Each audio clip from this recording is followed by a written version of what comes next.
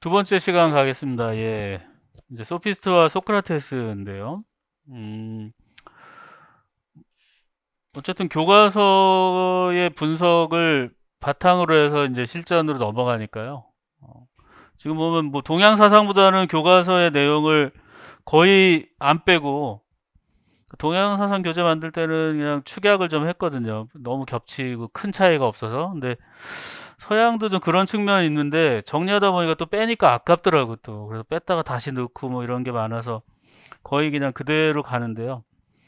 어, 교과서 하나 정도는 거의 대부분을 보고 나머지는 중요한 포인트 그리고 확실히 좀 다른 내용이 있는 경우 그러니까 뭐 내용 자체가 완전히 뭐 상반된 내용을 실을 리는 없고요. 교과서에서 그 표현 방식이라든지 조금 더 우리 임용 문법에 이렇게 맞는 좀 수준 높은 서술이 있거나 할 경우에는 이제 체크하고 들어간다는 겁니다. 그래야지 안 그러면 너무 시간이 지금 뭐 많이 걸려서 예, 그럼 첫 번째부터 보면 고대 그리스 대표적인 소피스트인 프로타고라스, 뭐 소피스트의 대명사죠.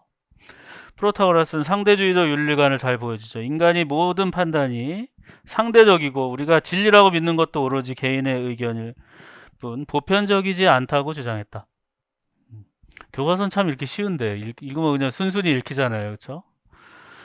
그래서 윤리적 상대주의의 관점에서는 바람직한 삶의 태도와 방식에 관해 사람마다 의견이 다르며 공동체의 법과 관습, 윤리적 원칙도 사회나 시대마다 다르다는 거죠. 그래서 상대적일 뿐이다. 절대적이고 보편적인 것은 없다. 음. 그래서 우리 상대주의자들 나중에 이제 뭐 교과 교육론에서도 많이 이제 상대주의 가지고 얘기가 많은데 결국 맥락이잖아요, 맥락. 맥락, 배경, 사회적 맥락, 사회적 배경, 뭐 이런 거, 관습, 전통, 그렇죠? 이런 것들로 인해서 모든 것이 결정된다는 거죠. 음. 그래서 다양성을 많이 인정할 수밖에 없는. 그래서 프로타고라스에 따르면 최선의 삶은 뭐예요? 다른 사람을 설득하고 이해시키며 자신의 관점과 의견을 최대한 인정받고 자신의 공동체가 지키는 관습과 그렇죠 규범 뭐 그렇죠 이런 것들 충실하게 가는 삶이죠. 인정받고 싶어 이거죠. 누가 뭐라든 난 내 길을 갈 거야가 아니라 내가 이렇게 하는데 어떻게 생각하세요? 괜찮지 않아요? 좋죠. 그래서 고개 끄덕이는 걸 원하는 거죠. 제가 의견이 좀 관철됐으면 좋겠어요. 설명도 잘 되고 우리의 또 해왔던 것들과 좀 어긋나지 않고 잘 들어맞는. 그러니까 미덕은 뭐겠어요? 조화 이런 거에는 훨씬 유리하죠. 상대주의자들이 다양성, 뭔가를 서로 인정해주고 이런 것들은 관용 이런 것들에는 유리하죠. 근데 이 반대쪽에 있는 이제 보편에서는 이러한 것들보다는 주어진 원칙이라든지 그 어떠한 상황 논리에 휘둘리지 않는 중심을 잘 잡는 것. 음, 그런 것들이죠. 그래서 프로타고라스는 더 나아가 사람 사람들 인정받고 다른 사회를 존중하면서 그렇죠. 존중, 최대한 평화로운 공존을 모색해야 한다고 주장했다. 또 한 사람 이제 고르기아스죠. 프로타고라스를 상대주의자라 그러면 보통 고르기아스는 이제 회의주의자라고 나오는데 보편적으로 절대적인 존재와 진리 그에 관한 객관적 인식 자체를 아예 부정해 버리는 거죠. 그 밑에 아주 유명한 이제 삼명제 회의주의에 아무것도 없고 만약 있다고 해도 알 수 없고 알 수 있다 해도 다른 사람에게 분명하게 말할 수 없다. 그러면서도 자기들은 막 엄청 말 잘하고 다 설명하려고 들잖아요. 요게 이제 소크라테스가 보기에는 공격의 포인트고 어, 가장 불만인 거죠. 저렇게들 얘기하면서도 어떻게 보면 자기 입장을 관철시키려고 하는 그 자체는 그것이 옳고 뭔가 그 진리라는 확신이 없고서 과연 그럴 수 있느냐. 소크라테스는 항상 그게 이들과의 그 대척점에 있는 것이죠. 그래서 이제 소크라테스는 그에 반대되는 보편주의를 얘기하고 있는 거죠. 그래서 고르기아스의 태도를 따르면 뭐예요? 윤리적 문제에 관해 무엇이 옳고 참된 것인지를 판단하거나 공동체 합의를 이끌어내는 노력이 의미가 없기 때문에 윤리적 허무주의. 그렇죠. 회의주의의 끝에는 허무주의가 있죠. 그러면 뭐가 남아 이거죠. 우리 허무주의 그 불교에서도 중간 사상 다 좋았는데 굉장히 불교의 모든 이 무실체성을 아주 강조할 수 있는 좋은 입장이었는데 걱정되는 건 뭐였어요? 뭐가 남아? 아무것도 없어. 너무 허무하죠. 우리는 도대체 그럼 뭐지? 이렇게 되는 거죠. 뭐 하고 있는 거지? 다 사라지더라도 마음만은 남겨둬야 된다는 게 그런 거였잖아요. 여기서도 이제 허무주의, 윤리적 허무주의에서 더 나아가 자신의 주장만을 내세우고 다른 사람을 그럴듯하게 속여, 그러니까 이해시키는 게 아니라 기만하는 방식이 있잖아요. 내가 뭘 하는 거지? 이렇게 헷갈리게 만드는 거. 이러한 것을 그리고 권력을 얻으려는 경향까지 나타나면 정치적 도덕적 질서가 무너져 사회가 혼란에 빠질 수 있다. 그래서 등장하는 것이 바로 밑에 소크라테스죠. 그렇게 사는 삶보다 진짜 우리가 살아가는 이유를 한번 곱씹어 보면 그래도 좋은 삶이 있지 않겠는가. 그냥 숨만 쉬고 사는 게 아니라 인간을 태어나서 자꾸 생각해 보면 음, 어느 순간 나는 왜 살고 도대체 이게 이렇게 살면 되는가 하는 반성이 한 번쯤 일어나게 된다는 거죠.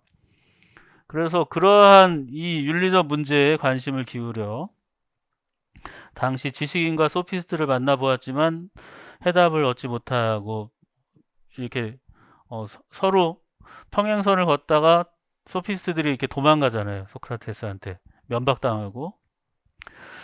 그래서 소크라테스는 윤리적 문제를 제대로 모르면 올바르게 행동할 수 없고 자신이 그것에 무지하다는 사실, 무지의 자각이죠. 무지하다는 사실조차 모른다면 진리를 추구하려는 노력도 아예 착수할 수 없는 거죠. 그래서 소크라테스는 무지를 깨닫고 자각하고 참된 지식을 추구할 것을 제안했고 자기 자신을 끊임없이 검토하지 않고 영혼을 돌보지 않는 삶은 살 가치가 없다. 이렇게 주장했죠. 지금까지 해온 거는 정말 교과서적이고 뭐 시험 요소가 거의 안 드러나요. 여기까지는. 소크라테스는 이제부터 이제 우리 영역의 중심이 되는 것이죠. 육체적 쾌락과 세속적 가치 그리고 감각과 주관적 경험은 인간의 판단과 행동을 주관적이고 상대적인 왜 이렇게 다들 주관적이고 상대적인 편을 드느냐 상대적인 걸 주장하느냐 감각 경험에만 의존하니까 그냥 감각 경험은 다 다른 거 그러니까 당연히 달라 보이겠지 근데 그렇지 않다는 거예요. 보편적 지침을 줄 수 없기 때문에 참된 지식을 추구하고 올바른 삶을 살려면 어떻게 해야 되냐 그래 그렇게 변화하고 또 막 다 다양한데 그것을 깊이 한번 숙고해 보면 그 안에 무언가 보편적인 지식들이 도출될 수 있다라는 믿음을 사람들에게 얘기한 거죠. 그때그때 달라 보이지만 그러한 것들을 꿰뚫어 볼 수 하나의 통찰력이 생기게 되면 보편적인 지식이 갖추어진다는 거예요. 소크라테스에 따르면 행복에 이르려면 덕을 발휘해야 한다. 그래서 우리가 뭐 덕복일치 이렇게 얘기하잖아요. 그래서 덕은 상황이나 시대에 따라 달라지지 않는 보편적인 것이다. 그래서 소크라테스는 용기가 무엇인지를 알아야 용기 있게 행동할 수 있고 절제가 무엇인지 모르거나 좋다는 것을 모르면 어떻게 돼요? 절제 있는 행동을 하지 못하는 거예요. 그래서 이런 뭐 지혜, 용기, 절제, 정의, 경건 이런 덕이잖아요. 이걸 실천하려면 필연적으로 그에 대한 지식이 갖추어져야 된다는 거죠. 그래서 지, 덕, 복 일치가 되는 거죠. 처음엔 덕복이었는데 이 덕복을 가져오려면 어떻게 되나 알아야 한다. 어떻게 보면 선지후행에 가까운 거죠. 알아야 그게 좋은지를 알아야 하지. 뭐가 좋은지를 알아야 하지. 그러기 전에는 갖추기가 어렵다. 그리고 덕이 없으면 행복해질 수도 없다. 같이 맞물려 돌아가는 거. 지덕복 일치. 그래서 소크라테스는 사람은 자신에게 나쁜 것을 피하고 좋은 것을 선택하기 때문에 덕이 좋다는 것만 알면 실천할 수 있다. 어떻게 보면 되게 단순하죠. 이게 나중에 플라톤, 아리스토텔레스로 가면 이거는 좀 문제가 있어요. 스승님의 말씀이지만 그대로 따르기는 어려워요. 이렇게 가는 거죠. 그래서 안다고 바로 다 되느냐 그런 문제는 있지만 일단 소크라테스는 그렇게 주장했어요. 덕 있는 삶을 살려면 덕에 대한 보편적이고 참된 지식을 추구하는 철학적 탐구가 필요하다. 일단 알기 위해서 노력하는 자세가 필요해요. 그래서 윤리적 상대주의는 인간의 삶에서 좋고 옳고 아름다운 것에 관해서 보편적인 판단을 내릴 수 없다 주장했는데, 이런 생각은 뭐예요? 자기 생각을 다른 사람에게 관철할 수 있는 능력이 도덕과 윤리의 기초라는 생각으로 발전할 수 있다는 거죠. 그리고 소피스트는 상황에 따라 자기에게 유리한 주장을 펼치고 청중의 호응을 얻어내는 수사학과 처세술을 중요한 역량으로 강조하죠. 그래서 한 사람의 소피스트가 여기서 더 등장하죠. 바로 이제 플라톤의 정치 사상을 불러일으키는, 왜 플라톤이 그렇게 정의를 부르짖었느냐. 바로 이 스트라시마코스가 이렇게 얘기했죠. 정의는 곧 강자의 이익이다. 우리 현대사회에도 이거는 늘 우리에게 좀 걱정되는 부분이죠. 권력자들이 자기 권력 사유화하면서 이익을 추구하면서 우리 다 잘 살게 됐으니까 좋지 않냐. 자기 눈에 보이는 사람들만 우리가 되는 거죠. 강자의 이익이 되는 거잖아요. 그리고 이러한 것들을 우리가 인정해서는 안 된다는 게 오래전 플라톤의 생각이었던 거죠. 이런 생각을 하는 사람들을 우리가 물리쳐야 된다는 거. 다양한 의견이 경쟁할 때 승리를 거둔 강자의 명령이 사회의 법이 되고 정의가 되며 사람들 사이의 합의조차 강압 때문에 무시될.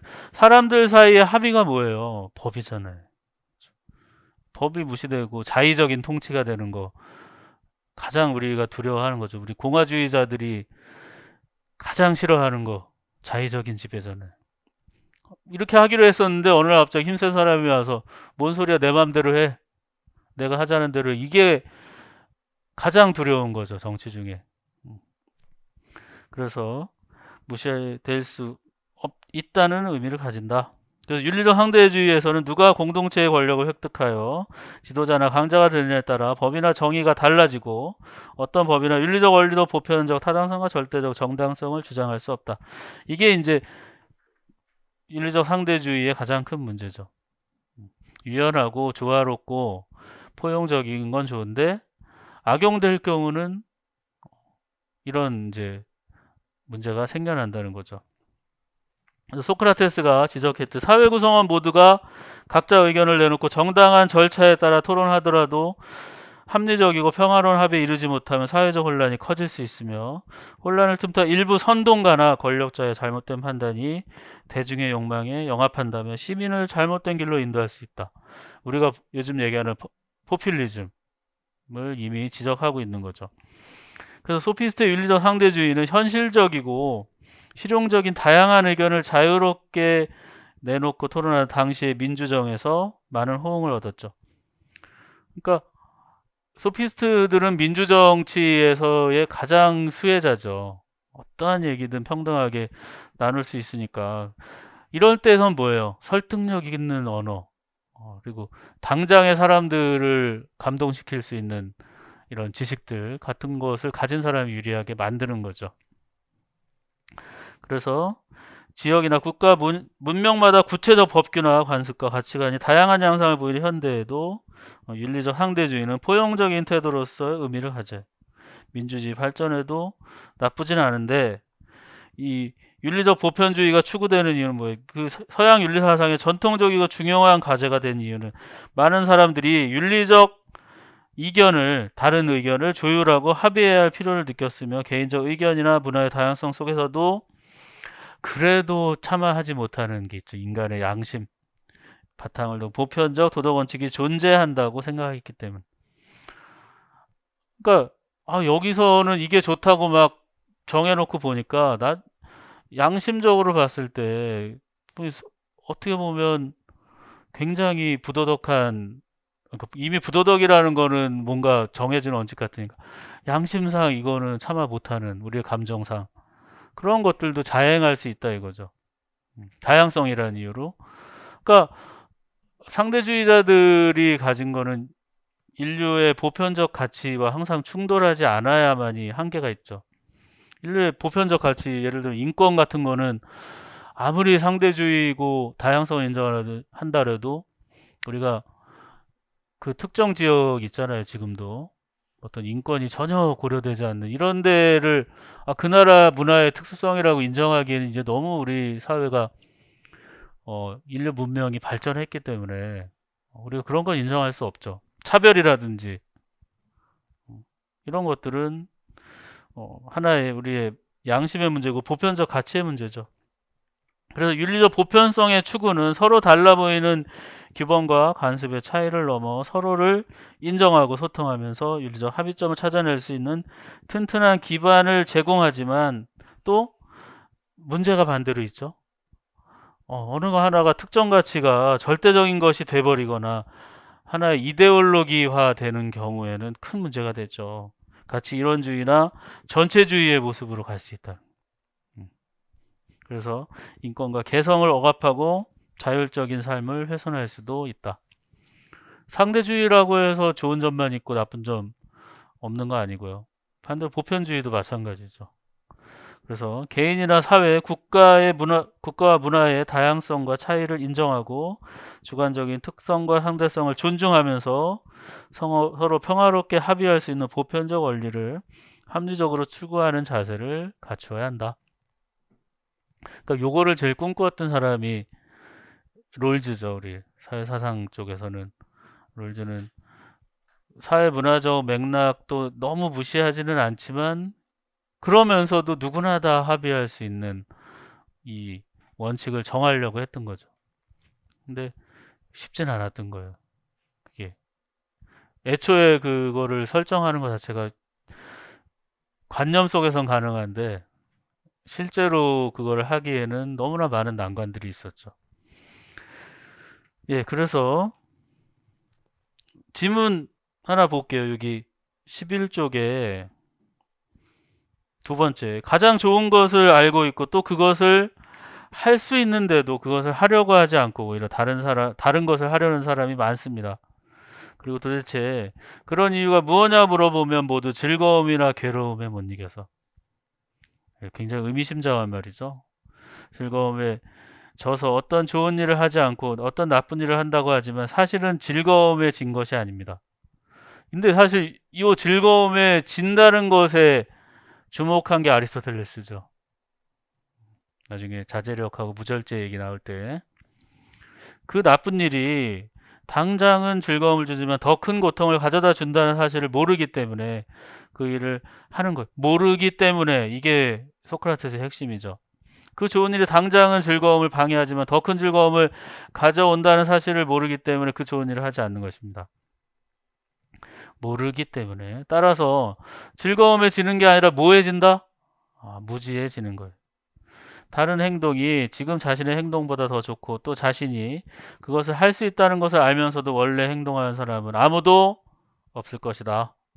자기 자신에게 지는 것은 무지와 다르지 않고 이 진리죠. 여기 요 부분 잘 보시고 자기 자신에게 지는 건 무지고 자기 자신을 이기는 것은 지혜입니다. 이게 저도 늘 헷갈려요.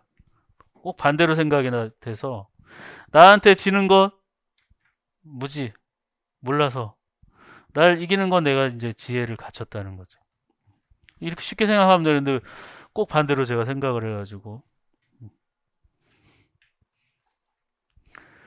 네. 그 다음에 쭉 넘어가서 13페이지로 가겠습니다. 지금 그 얘기를 문장으로 받으면 이렇게 되죠. 소크라테스는 13페이지 첫 번째, 소크라테스는 비도덕적인 행동의 원인을 무지, 즉 무엇이 옳고 그른지 모르기 때문이라고 보면서 너 자신을 알라와 같은 말을 통해 자신의 무지를 자각할 것을 강조했다는 거. 그래서 그 다음 거, 소크라테스는 무지의 자각을 바탕으로 참된 알을 추구할 것을 주장하면서 참된 알을 지닌 사람은 덕 있는 사람이 되고 덕 있는 사람은 행복한 삶을 살다는 지덕복 합일설을 주장한다. 어디는 일치설, 어디는 합일설, 뭐 큰 지장은 없어요. 하나로 간다라는 그 얘기고요. 또 쭉 넘어 15페이지에 첫 번째, 소피스트인 프로타고라스는 인간은 만물의 척도이다. 되게 좋아 보이잖아요. 막 저도 한 아주 진짜 몇십 년 전에 이걸 처음 보고 야 멋진 말이다 이런 거는 인간은 만물의 척도이다. 근데 그때 의미는 그냥 인간은 인간이 모든 걸 좀 판단하는구나 이렇게 생각했는데 전혀 아니었죠. 여기 앞에 각자 인간이 가진 감각이 이것까지 들어가야 되죠 사실은. 그렇죠? 인간이란 말 하나에 그렇죠? 각 개개인의 인간이 가진 감각이 만물의 척도이다. 그래서 모든 판단의 기준을 인간의 감각적 경험과 유용성에 두는 거예요. 이게 이제 뭐 공리주의, 실용주의까지 쭉 이어지는 거죠. 감각 경험과 유용성. 왜 하는 거냐? 그러면 쓸모가 있으니까. 그렇죠. 나한테 이익을 주니까. 뭐 나한테 행복을 주니까. 어떤 방식의 답을 하든 어쨌든 유용성이에요. 유용성과 그것이 나에게 가져다주는 무언가가 있다라는 거예요. 없으면 안 한다는 거죠. 없어도 하는 경우 있던데요. 그냥 하는 경우죠. 그거 의지 없이. 뭔가 내가 의지를 가지고 하거나 내가 뭔가를 힘있게 노력을 해서 애써서 하는 경우는 다 기준이 이거라는 거죠. 유용성. 그래서 선악십이 미추를 판단하는 주체다. 그 다음에 맨 밑에 쭉 내려가서 현실적 이익의 쾌락을 추구한 소피 사상은 지금 얘기한 대로 경험주의, 상대주의, 쾌락주의의 선구가 되었다는 거. 이런 식으로 교과서가 정리돼서 나오는 겁니다. 그 다음에요. 16페이지 보시면 두 번째 소크라테스는 주지주의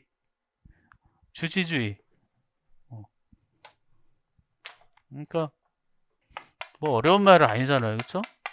지식을 중시하는 거. 지식을 주로 하는 주지주의라는 거예요. 소리가 나네. 주지주의. 주지. 그래서 선한 삶을 살려면 선에 대해 알아야 한다고 생각했는데 알미란 단순한 지식은 아니에요. 그렇죠? 영혼의 수련, 영혼의 뭐 숙고 이런 것을 통해 얻어진 깨달음을 뜻한다고 했어요. 바로 즉각적인 지식이보다는 아주 잘 숙성시킨 그런 지혜의 성격을 가지고 있는 거죠. 넘어가시고 17페이지에 보시면 중간에 보편주의 윤리는 상대주의 윤리가 빠지기 쉬운 회의주의와 허무주의를 극복할 수 있는 근거를 제공해주는 반면에 문제는 뭐냐? 경직된 사고와 독선적인 태도를 불러일으킬 수 있다. 이런 것들이 시험에 나오면 참 좋은데 이건 되게 쉽다고 생각을 하는 전혀 이런 건 고려 사항이 아직은 안 되는 것 같더라고요. 어쨌든 뭐 쉽게 보면 문제를 갑은 소크라테스 주고 을은 소피스트 하나 준 다음에 갑을 사상가의 가진 윤리적 사상이 가지는 어떤 장점과 단점 또는 뭐 문제점과 뭐 그런 걸 쓰시오. 이런 문제도 나올 법한데 그 정도는 우리 수준에서는 쉬운 문제라 생각하는 것 같아요. 교과서 수준이라고 생각하는 것 같아서. 하지만 굉장히 기본적인 거죠. 우리가 윤리를 가르칠 때 학생들하고 처음 부딪히는 문제가 사실 이건데 소피스트, 소크라테스 뭐가 달라요? 하면 완전 다르지 이렇게 얘기해야 되잖아요. 뭐가 다른지. 바로 보편주의와 상대주의 각각의 장점이 있고 단점이 있고 이게 설명이 잘 돼야 나머지 얘기들이 좀 풀리잖아요. 그건 분명히 시험 문제로 가치가 있는 것인데 우리는 좀 수능 정도 수준으로는 안 된다 이거죠. 조금 높이 나오니까. 그리고 이제 지금 미리 말씀드린 소크라테스의 경우는 플라톤과 합쳐져서 나오는 경우 대부분 단독으로 나오기가 좀 약하다. 마치 이제 공자가 단독으로 나오기가 좀 어렵듯이 공맹으로 묶어서 이렇게 나오잖아요. 또는 공자의 생각을 뭐 후대에 좀 어떻게 좀 발전시켰냐 이런 생각으로 유학사상을 보기 때문에 굉장히 좀 이 소크라테스도 그런 좀 경우라고 보시면 되겠죠. 그 다음에 19페이지에 가면 요 얘기죠. 하나 두 번째에 보시면 19페이지에 삼파술이라고 있거든요. 삼파술. 저한테도 이 삼파라는 건 뭐 되게 어려운 얘기인데 음, 그 예전에는 산부인과 없으니까 동네에서 이제 아이를 낳아야 되니까 그 동네마다 그 아이를 낳을 수 있게 유도해주는 그 노인, 노파가 있었다는 거죠. 노파라는 말도 요즘 잘 안 쓰죠.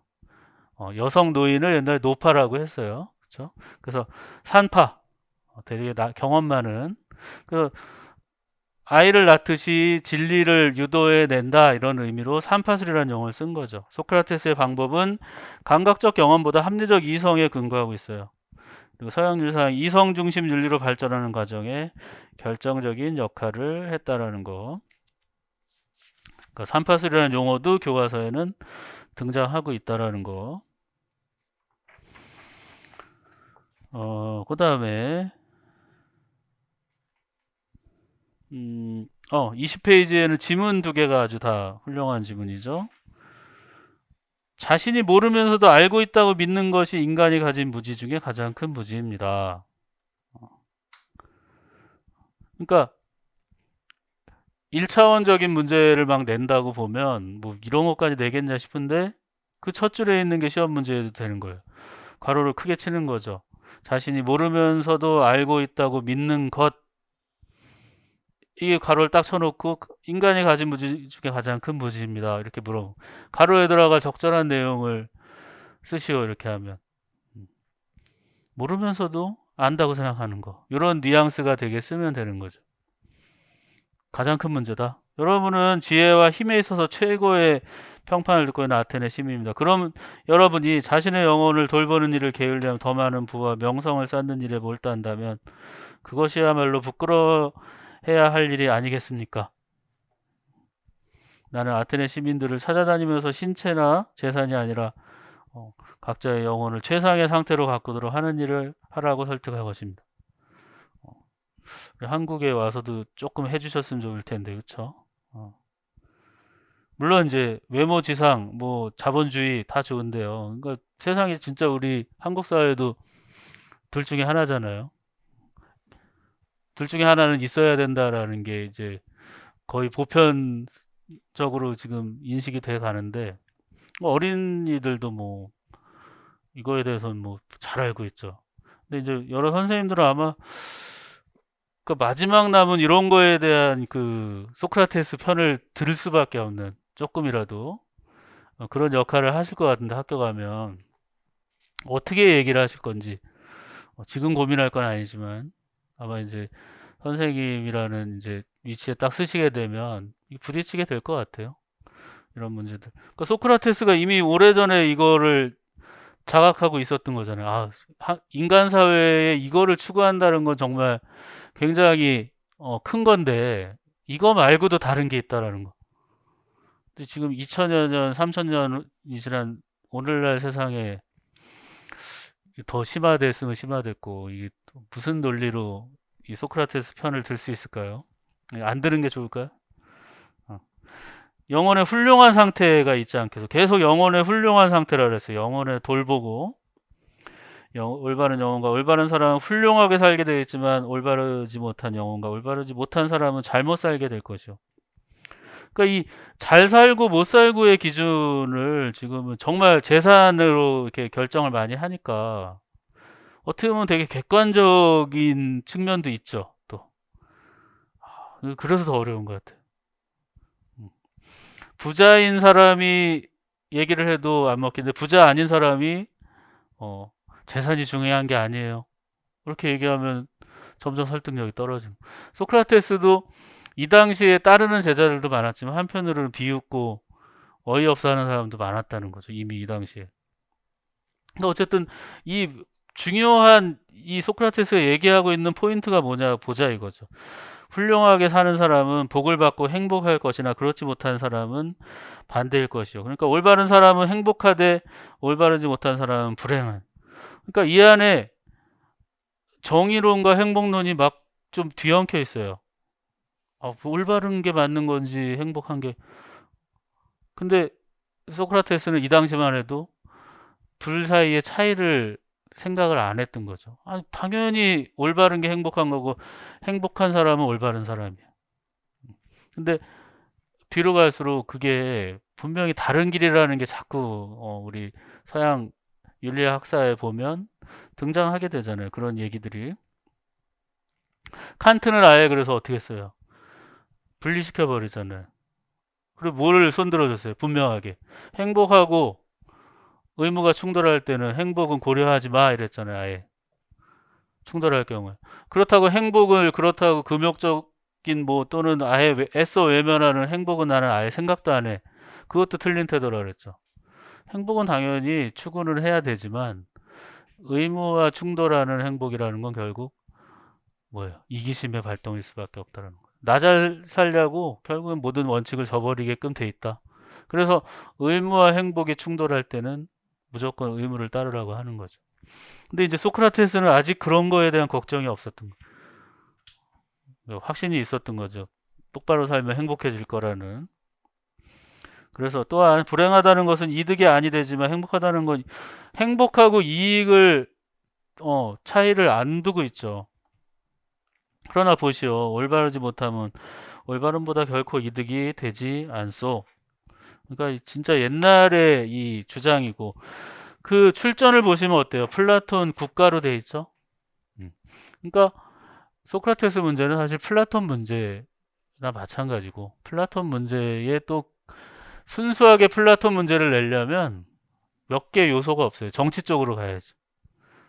윤리사상 쪽은 소크라테스와 플라톤이 같이 맞물려요. 근데 약간 미묘한 차이는 물론 있죠. 그거는 이따가 실전 이론 시간에. 그 다음에 소크라테스는 밑에 바로 인간의 본질이 정신 즉 영혼에 있다고 생각했으면 육체는 우리 영혼을 구속하는 감옥이므로 육체적 차원의 지식 즉 경험과 관찰을 통해 얻은 불완전한 지식을 철저히 검토해라. 그러니까 이 교과서적으로는 용어들을 조금씩 애매하게 썼어요. 뭐 잘 숙고하라는 것도 있고 검토하라는 것도 있고 살펴라 뭐 이렇게 얘기하는데 그냥 즉각적인 게 아니라는 거예요. 지식은. 그 다음에 다음 페이지 21쪽으로 넘어가서요. 세 번째, 참된 삶은 반드시 행위로 드러난다는 점에 소크라테스의 사상을 주지주의라고 해요. 주지주의는 인간의 감정이나 욕구, 행동보다 이성이나 이론, 사유 등 지적인 것을 중시하는 것. 주지주의. 그 다음에요. 22쪽에 넘어가서 하나, 둘, 세 번째.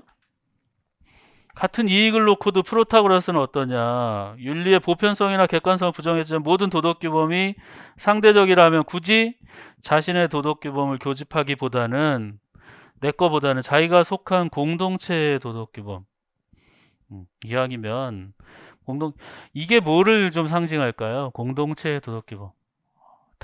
최대 다수의 이익을 찾자 이거죠. 되도록이면. 그런 걸 암시하고 있는 거죠, 이미. 따르는 편이 실질적으로 이익이 된다.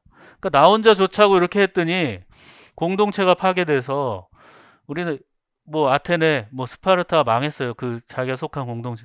그러면 결국 누구한테 손해요? 나한테 손해인 거죠. 그러니까 공동체가 가치 지키고 함께 이익을 누릴 수 있는 방식으로 판단하고 행동해야 된다는 걸 암시하고 있는 거죠. 그러니까 이런 것들이 이미 역사 안에서 깔려 있었던 거예요. 그 다음에 쭉 넘어가서요. 24쪽이죠. 이제 마지막이네. 24쪽, 23쪽 끝에서부터 소크라테스에 따르면 참된 덕이 지혜에서, 그러니까 지식과 뭐 지혜 이게 막 섞여 있죠. 교과서 안에는. 그렇죠. 그러니까 지덕복 일체할 때 어디서는 그냥 지식이라고 하기도 하고 어디서는 그냥 그게 싫으니까 알미라고 우리 한글 쓰기도 하고 여기는 지혜라고 표현돼 있죠. 그러니까 다 같이 우리가 생각하고 있어야 돼요. 그러니까 예를 들어 이제 지문을 주어줄 때도 그게 섞여서 나올 수 있다 이거예요. 그러니까 이게 뭐 어떤 하나로만 딱 대처하면 안 되고 지혜로 쓰일 수도 있고 지식으로 쓰일 수 있는데 우리가 대체로 앞에서도 좀 나왔지만 지혜와 지식을 좀 구분하는 아주 좀 단순한 방식은 뭐예요? 지식은 좀 즉각적인 거, 단편적인 거. 지혜는 숙고해서 얻어지는 거, 잘 살펴봐서 통찰력 같은 거, 어, 그런 것들이라고 일단 구분을 하시면 되는데 소크라테스에 의하면 우리는 지식이 아니라 지혜를 얻어야 된다고 하는데 좀 섞여 있다라는 거예요. 아직 완벽하게 지혜로만 쓰이지도 않고 지식으로만 쓰이지도 않는다는 거. 또 여기다가 암까지 추가되는 거예요. 그렇죠? 우리 지행일치 뭐 선지의행할 때 이미 보셔서 알겠지만 지문 쓰일 때는 막 안다로 뭐 이렇게 풀리기도 하고 행도 막 실천으로 풀기도 하고 그러잖아요. 그렇죠? 그런 용어들을 전반적으로 다 같이 알고 계셔야 돼요. 그래서 지혜에서 성립한다고 보면서 영혼의 덕을 갖추기 위해서는 우선 덕이 뭔지 여기는 알아야 하며 그렇죠? 덕이 뭔지 아는 사람은 그에 관한 행위를 하지 않을 것이라고 해서 뭐라고 하나요? 지덕 일체론. 아까는 일치론이라 그랬죠. 합일론 뭐 있었고. 그러니까 용어들이 여러 가지로 쓰여요. 그 다음에 밑에 소크라테스 따르면 악덕은 영혼을 병들게 하기 때문에 부정의한 사람은 불행하지만 덕은 인간의 영혼을 건강하고 온전하게 만들기 때문에 덕이 있는 사람 그 자체로 행복하다. 덕복 일치론. 또 그 밑에 보면 소크라테스는 덕이 무엇인지 아는 사람은 덕을 실천해 행복에 이를 수 있다고 보았기 때문에 덕이 있는 삶을 통해 행복한 삶을 실현할 수 있고 이를 위해서는 덕에 관한 알미 필요하다는 지덕복 일치론까지 주장했다는 거. 예, 이렇게 해서 뭐 교과서의 내용을 다 살펴봤고요. 나머지 내용들도 여러분 익숙해질 때까지 자주자주 읽어주시고 실전 대비 이제 이론으로 가겠습니다. 앞에서 한 내용을 좀 더 우리 임용 문법에 가까운 용어들로 한 번 더 훑어보는 시간이 되는 거예요. 소피스트, 이들은 결국 뭐 하는 사람의 뭐 학자로서 사는 사람들은 아니었고요. 뭐 이 당시에 이렇게 학자라는 게 직업은 아니고 그야말로 생활인들이죠. 뭐 웅변가. 요즘 웅변이라는 것도 뭐 학원이 없어졌잖아요. 제가 어렸을 때 웅변 학원이 많았거든요. 연설 잘해야 된다고. 어디 가서 말 잘해. 근데 그게 사실은 좀 앞서가는 얘기긴 했어요. 요즘 정말 말 잘해야 되잖아요. 어디 가든 최소한의 자기 어, PR을 할 수 있는 사람을 요구하니까. 그리고 모든 게 사실은 요즘 브리핑 많이 하고 회사 가도 굉장히 좋은 거였는데 그 당시에는 이제 꽥꽥 소리 지르는 게 이제 웅변의 기본 그거였어요. 말을 잘하는 것보단 이렇게 울리는, 감동하는 뭐 이런. 그래서 막 무슨 어느 포인트에서 뭐 팔을 뻗고 뭐 어? 어디서는 목청을 좀 올리고 이러는 거. 그런 거 가르치고 그랬는데 소피스트가 하는 게 바로 그런 거였죠.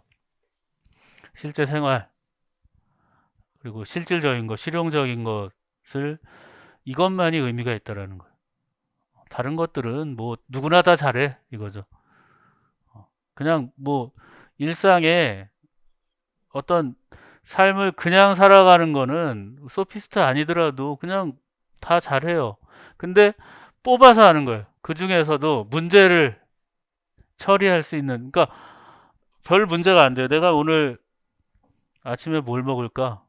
이건 소피스트한테 물어볼 필요가 없는 거예요. 그냥 내가 먹고 싶은 대로 그냥 굶을 수도 있고. 근데 내가 지금 저 사람과 어떤 계약을 하고 사업을 해야 돼요. 그때는 어떻게 해야 돼요? 물어봐야죠. 누군가에게. 저 사람하고 해도 될까요? 그러면은 소피스트가 조언해 주는 건 뭐겠어요? 그 사람이 어떤 뭐 능력이 되는지를 먼저 알아보려면 이러이러한 질문을 해봐야 되고 또 뭘 좀 조사해 봐야 되고 근데 대체로 이 사람들의 주목하는 건 말이죠. 말을 통해서 물어보고 답을 들어서 그걸로 파악하는 거죠. 그리고 덕은 갖추어지는 게 아니라 하나하나 우리가 하면서, 여기서 말하는 덕은 일종의 전문적인 전문성이죠. 요즘으로 가장 표현하기 좋은 거. 전문 기술, 스킬이죠. 지금처럼 덕성, 이런 도덕성이 아니죠. 덕의 다른 이름이 탁월성이잖아요. 그렇죠? 내가 이건 좀 잘해. 이런 걸 배울 수 있다고 생각하는 거예요.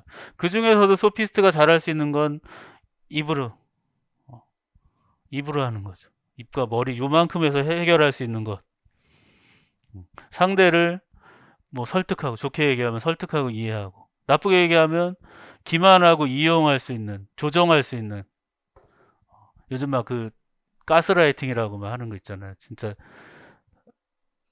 소피스트들이 심한 경우에는 그런 방향으로 가는 거죠. 상대를 완전히 기만해서 자기가 마음대로 조정할 수 있는 그러한 수사학 변론. 아주 좋은 표현으로 수사학이죠. 말을 아주 바꿔서 깨끗하게 활용하고 설명할 좋은 말, 남들이 바로바로 이해하기 좋은. 그러니까 관념적인 얘기를 쓰면 안 되는 거죠. 그게 무슨 얘기예요? 이런 질문이 나오면 안 되는 게 수사학의 가장 미덕이죠.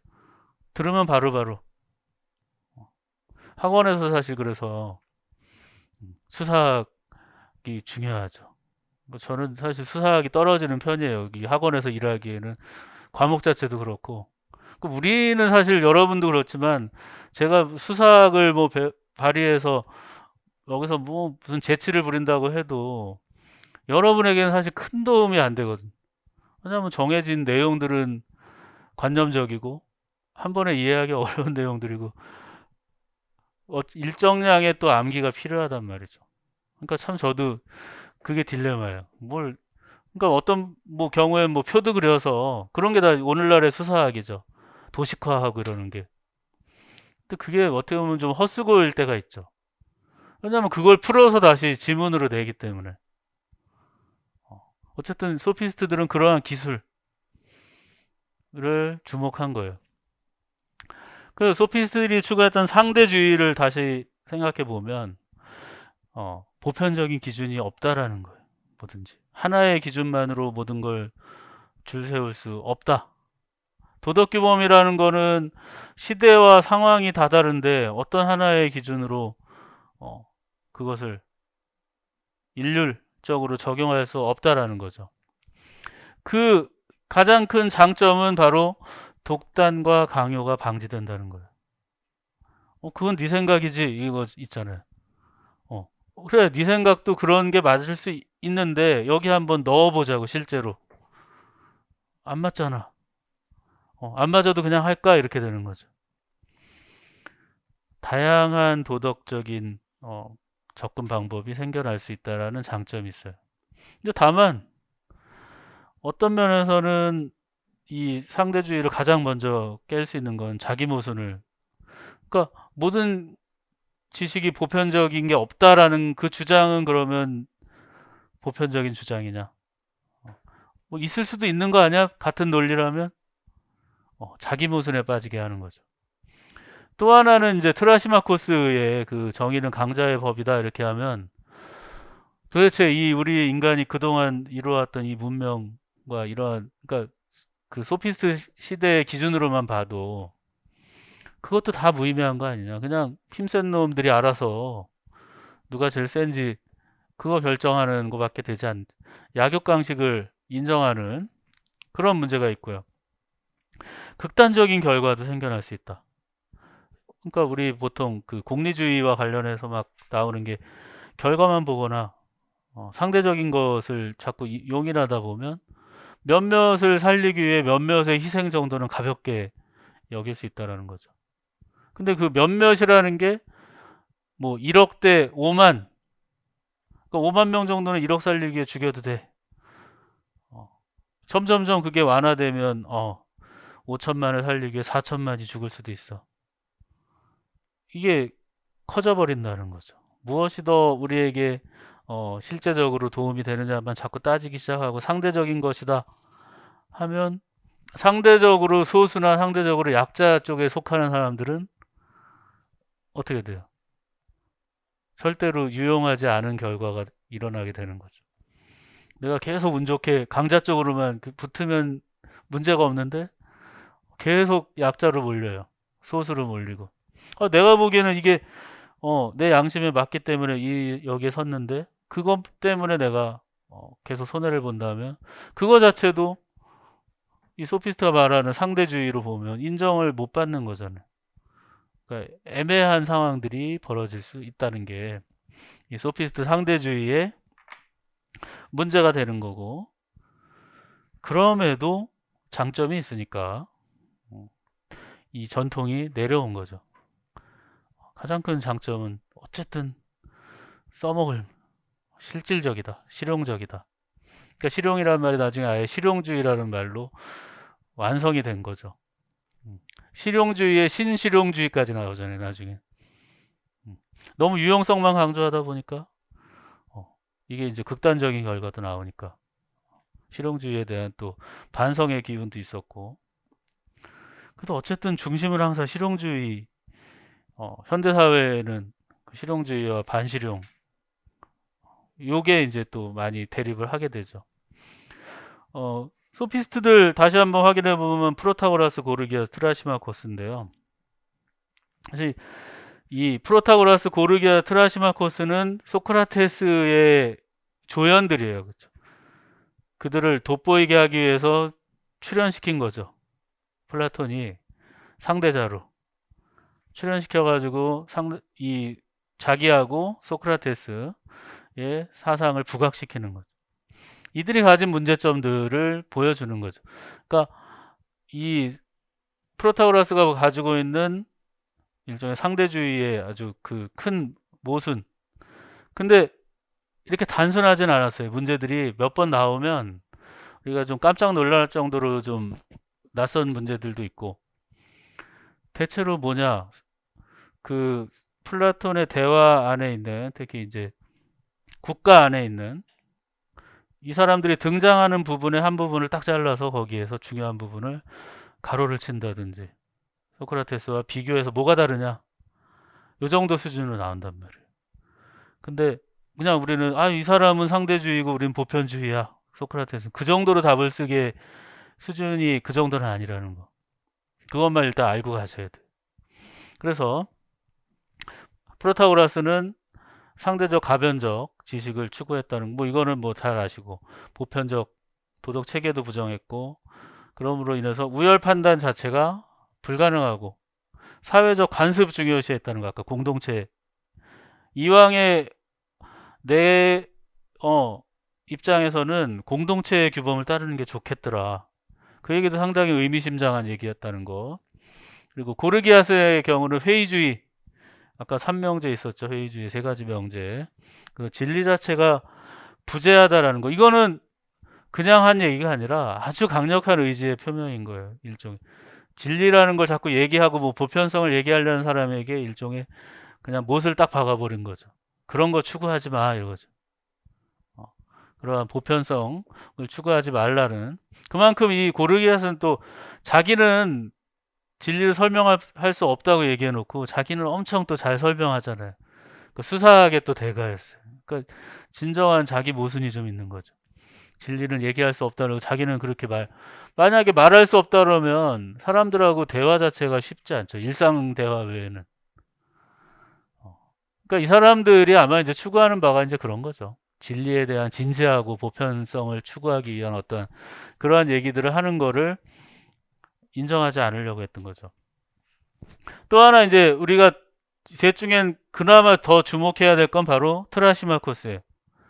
왜냐, 플라톤이 아까 얘기한 대로 국가의 정의를 강조하게 된 계기가 되는 이 트라시마코스의 입장, 정의는 강자, 이걸 깨기 위해서 그렇게 많은 설명을 할 수밖에 없어. 그렇지 않아, 이거예요, 문제는. 플라톤은 그건 그렇지 않아요. 우리 인간이 그렇게 형편없는 존재가 아니야. 인간의 영혼이 그렇게 허술하지 않다고요. 그래서 트라시마코스는 뭐라고 얘기했기 때문에, 도덕은 그릇된 관행이야. 그런 거 따지는 건 아무짝에도 쓸모없어요. 정의는 강자들의 얘기고요. 악한 사람일수록 악덕일수록 행복을 누린다. 정말 얄미운 말만 했죠. 어. 그러니까 가끔 이런 게 이제 우리 경험적으로 확인될 때 좀 짜증이 나긴 하지만 이걸 우리가 또 인정하면 안 되잖아요. 때로는 상당히 맞는 부분들이 많은데 우리가 또 도덕윤리를 그래도 공부하고 앞으로 가르치실 분들은 어쨌든 이거를 인정하기는 어렵잖아요. 경험에 우리에게 경험이 우리를 설득시킨다 하더라도 때로는 그걸 튕겨나갈 수 있는 게 또 우리 인간이잖아요. 그걸 이제 우리 이성의 힘이라고 계속 해왔고 어, 어쨌든 요거를 이제 가지고 이제 소크라테스 플라톤을 넘어가도록 하겠습니다. 이러한 사람들의 반발해서 나온 사람들이 바로 소크라테스 플라톤이에요. 그래서 소크라테스 음, 그러니까 뭐 개인적인 단독 문제로 소크라테스를 낸다는 거는 사실 요즘에는 어렵고요. 어쨌든 뭐 갑사상가 해가지고 이게 플라톤인지 소크라테스인지 어려운 이유는 소크라테스는 개인 저작이 없는 거죠. 플라톤의 대화편 안에 주인공으로서 사실 플라톤이 자기가 하고 싶은 얘기를 소크라테스라는 스승님의 입을 빌어서 하고 있는 거죠. 그러니까 반은 사실적인 얘기도 있지만 자기가 철학적인 상상력으로 얘기를 풀어나가는 거죠. 자기 생각을. 그래서 어쨌든 플라톤의 목소리든 소크라테스의 목소리든 이 겹치는 부분은 이거죠. 지덕일치. 덕이라는 건 흔히 말해서 탁월한 것, 훌륭한 것, 빼어난 것 이걸 의미하죠. 그래서 자신의 고유한 기능을 발휘하는 것. 그러니까 나에게 있어서는 이러한 것이 가장 우선 뭐 전문성이라고 얘기되고 내가 가진 좀 어떤 능력, 요즘에는 능력이라는 말보다는 좀 세야 되는데 내가 가진 아주 고유한 능력이죠. 그래서 일에 어떤 훌륭하게 이루어진 내가 뭔가를 잘 이루어낸 상태 이걸 덕이라고 보통 이해할 수 있죠. 그러면 인간에게 있어서 보편적인 덕을 얘기한다. 각자 개인이 아니라 인간의 측면에서 덕을 얘기한다면 바로 이성이죠. 고유한 기능인 이성을 어떻게 해야 돼요? 잘 발휘해요. 이성은 주어졌는데 발휘하지 못하고 쓰지 못하면 덕이 아닌 거죠. 그래서 지식, 뭐 지혜랑도 막 섞여서 나왔었잖아요. 이 지식이라는 건 삶의 기술이고 또 이성적인 측면의 지식이죠. 그래서 우리가 지식을 얻게 되면 안 하려고 해도 자동으로 할 수밖에 없다라는 게 소크라테스 생각이죠. 모르니까 못하는 거지 아는 이상은 안 할 수가 없어. 아는 이상은 그걸 차마 할 수 없어. 지식이 우리의 육체와 정신을 지배한다고 생각한 거죠. 그래서 덕과 지식의 동일성을 강조해요. 지식은 좋은 행위의 필요 조건. 반드시 지식이 갖추어져야 행위할 수 있다라는 거죠. 좋은 것은 욕구하고 우리가 나쁜 것은 회피하기 때문에. 근데 뭐가 좋은지, 뭐가 나쁜지를 알아야 뭐 회피하고 추구할 거 아니에요. 그래서 지와 덕은 일치한다. 근데 여기에 그치는 것이 아니라 소크라테스는 행복이라는 말을 좋은 삶, 뭐 이런 용어들로 표현해서 우리 행복은 어떤 행복이냐? 정신적인 행복을 얘기했어요. 우리의 영혼이 병들지 않고 온전하게 발휘돼야 돼요. 그건 어떤 상태냐?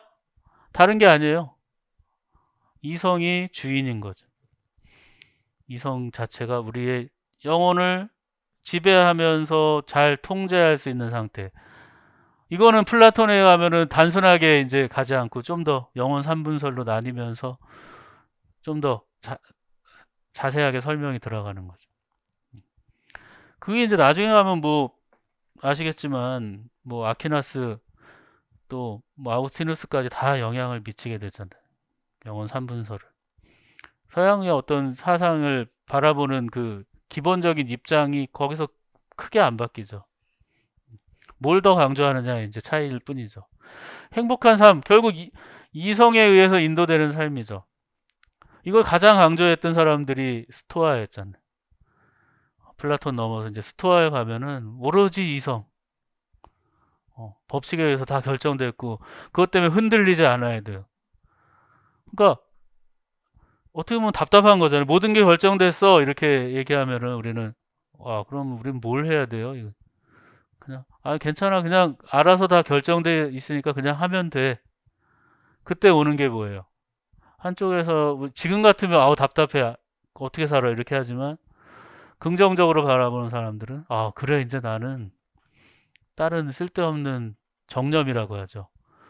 나를 속이고 이러는 감정들이 나를 휘두르는 걸 벗어날 수 있게 됐어. 이게 진짜 행복이야.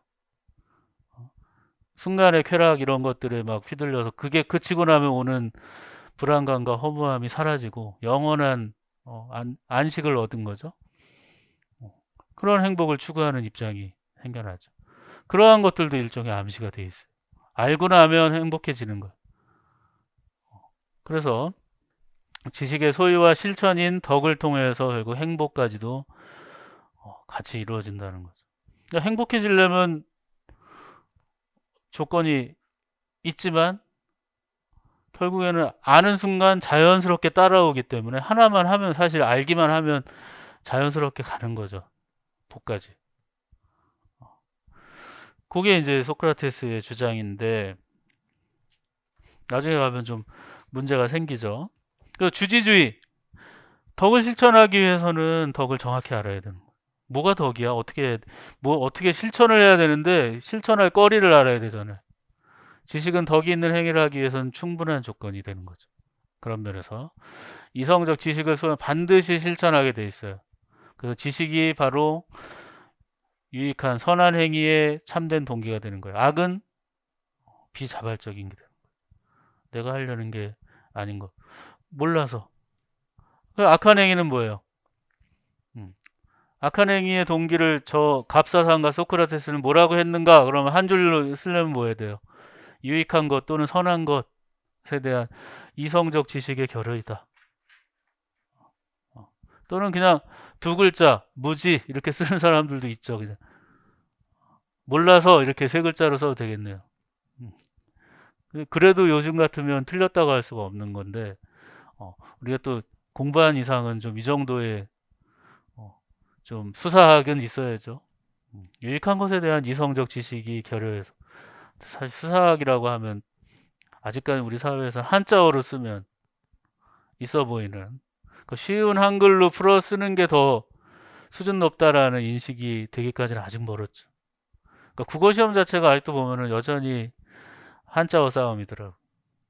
우리 시험은 아직까지는 그렇게 과도하진 않은데 그래서 우리가 이걸 그냥 일방적으로 또 외우면 이 정도는 사실 어려운 게 아닌데 나중에 막 스피노자나 뭐 휴움 정도 가면 억지스러운 한자어 이렇게 좀 문장으로 외워야 될 때가 좀 있잖아요.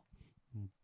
근데 어쩔 수 없어요. 지금은 그걸 받아들이셔야 되고 교과서를 좀 조금 더 이렇게 존중하면서 교과서 정도의 쉬운 서술도 있잖아요. 교과서 아직은 완전히 쉬운 서술은 아닌데 그게 사실 맞는 거죠. 뭐 한자어만 좀 잘 조합한다고 이게 있어 보이는 그런 거는 좀 아닌 것 같아요. 어쨌든 비자발적 행위의 원인은 무지라는 거예요.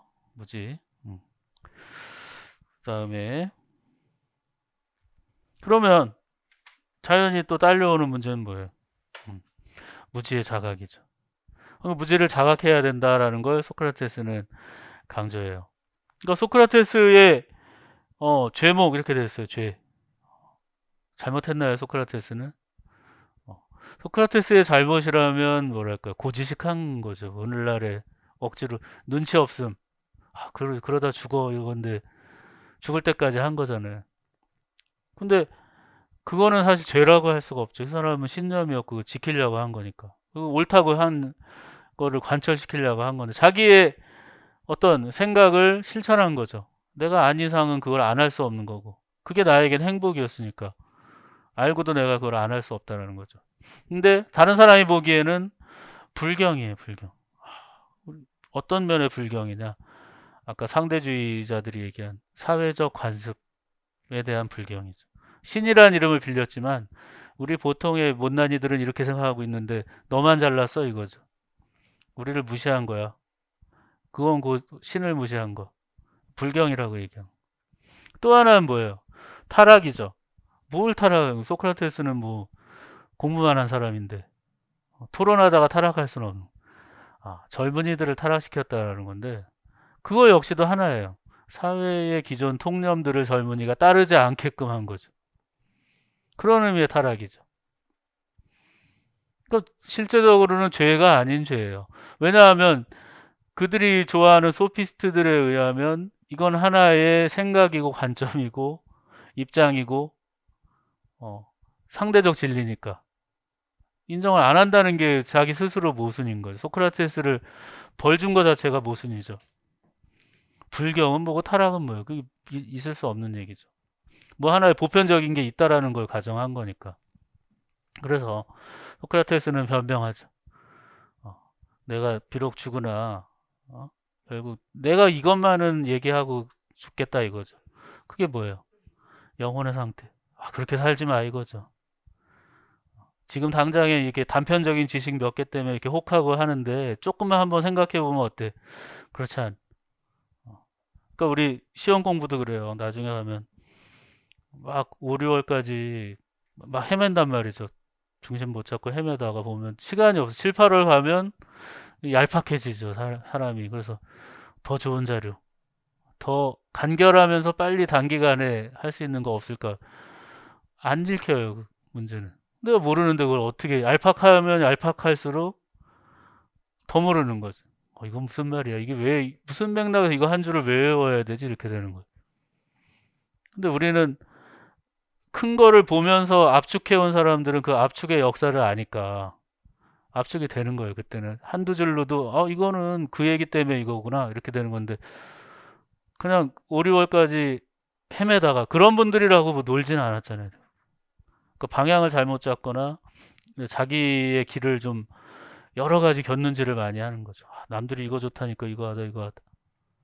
정해진 그런 코스와 덩어리는 있거든요. 우리 공부에. 그거를 기본적으로 보면서 시간이 가야지. 그냥 나만 다른 방식이 있는 건 아닌 것 같아요. 그러니까 나중에 7, 8월에 가면 나만의 방식을 만들 수 있는 그런 정도의 흔히 말하는 볼륨이라고 하죠. 두께가 있어야죠. 그러니까 그런 것을 만들라는 거예요. 인생에 있어서도 우리 영혼을 주의를 기울이라는 건 좀 살만한 게 뭔지 좀 생각해 가면서 살자. 단순히 남들이 이거 좋다고 소피스트가 죽으라면 죽고 살려면 사는 이런 게 아니라는 거죠. 내가 어떻게 판단할 것이냐. 그 다음에 그러기 위해서는 일단 나에 대한 탐구, 나는 어떤 사람인가. 그러니까 대학교 1학년 막 교양 철학 수업 가면은 나는 누구인가 막 쓰게 하고 그러거든. 근데 실제로 처음에는 막 그 도식적인 그 답을 쓰려고 하다가도 조금만 생각해 보잖아요. 영혼의 상태를. 주의를 기울이면 뭔가 써진다는 거죠. 아무리 그런 거 진지한 거 싫어하는 학생들도. 그러니까 예를 들어 뭐 장치를 좀 하는 거예요. 뭐 시험 성적이 는다든지 뭐 이렇게 하면은 갑자기 한 줄, 두 줄 쓰기 시작한. 나는 한 번도 생각해 보지 않았는데 지금 와서 억지로 생각해 보니 이러이러한 것들이 있더라. 또는 뭐 키워드 같은 거를 한 3개 이상 설정해서 쓰게 한다든지. 그러니까 소크라테스가 원하는 방식은 그런 거예요. 어떤 방식이든 한번 좀 젊은이들 인생을 더 지나가기 전에 생각을 한번 해봐라. 근데 이게 이제 불경 타락인 거죠. 왜냐하면 깊이 생각해 볼수록 소피스트 얘기들은 가볍거든. 그 자기들 밥줄이 끊기는 거잖아. 그러니까 소크라테스 살려둘 수가 없는 거죠. 어쨌든 소크라테스는 인간의 불행은 어디에서? 무지에서. 모르니까. 불교에서도 인간의 불행, 고통은 어디서 와요? 두 가지잖아요. 무명. 그 무명을에서 오는 집착. 그렇죠. 뭘 모르니까. 그 뭘 몰라요, 불교에서는? 연기법을 모르니까. 실체, 나는 난데 막 이 생각에 빠져가지고 나는 내가 아닌데. 소크라테스의 무지의 자각은 뭐예요? 내가 모르고 있다는 것에 대한, 모르는데 아는 것으로 착각하는 것이. 그래서 영혼의 유익한 것을 알지 못하면 결코 행복에 도달할 수 없다라는 거. 그 다음에 마지막으로 이제 문답법 삼파술이라고 나와 있었죠, 교과서에. 진리 인식을 위한 방법인데요. 소크라테스가 이제부터 뭐 문답법 1강, 뭐 2강 이런 식으로 얘기한 게 아니라요. 후대에 이제 학자들 그리고 플라톤 이래 제자들이 이 소크라테스의 이 방법에 매료된 거죠. 옛날에부터 이런 멋진 대화들이 오고 갔구나. 남들을 물론 이제 눈치 빠른 사람은 기분 나빠서 떠나기는 하지만 결국에 설득당하는 사람 나오잖아.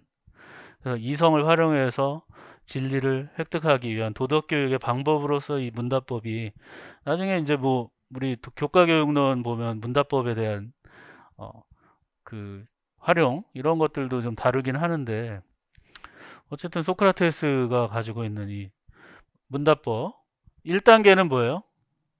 넌 뭘 몰라 이걸 알게 해주는 거죠. 아까 이 얘기했는데 이건 이 얘기네. 그러면 이 얘기는 뭐지? 이렇게 하면 내가 모르고 있었네요. 또는 그러게요. 이렇게 되는 거죠. 그 다음에 논리적으로 논박해요. 그 버티는 사람들이 있죠. 그거는 이거고요. 조금 수준이 되는 사람들은 거기서 임기응변을 발휘해서 말을 바꾸기를 하죠. 그러면 더 소크라테스한테 이제 크게 혼나는 거죠. 빨리 인정하고 몰랐습니다 이래야 되는데 아닐 경우에는 당하게 돼. 근데 소크라테스가 그나마 여기서 끝나는 경우도 많이 또 있지만 더 나아가죠. 그럼 우리 알아봅시다 같이. 그러니까 좀 얄밉게 비껴나가는 사람에게도 적용될 때가 있고요. 진짜 당신이 아는 건지 내가 아는 건지 한번 공동학습을. 나중에 잘 되는 사람에게는 같이 이제 협업의 분위기로 가는 거죠. 그러니까 이런 것 때문에 사실은 이제 문답법 자체가 오늘날에도 의미가 있다라는 것 같은데 시험의 요소로는 사실 좀 약하다는 거. 문답법을 뭐 이렇게 가로치고 물어볼 수 있거나 이런 건 아닌 것 같아서. 예, 여기까지 해서요. 두 번째 시간 여기까지 하겠습니다.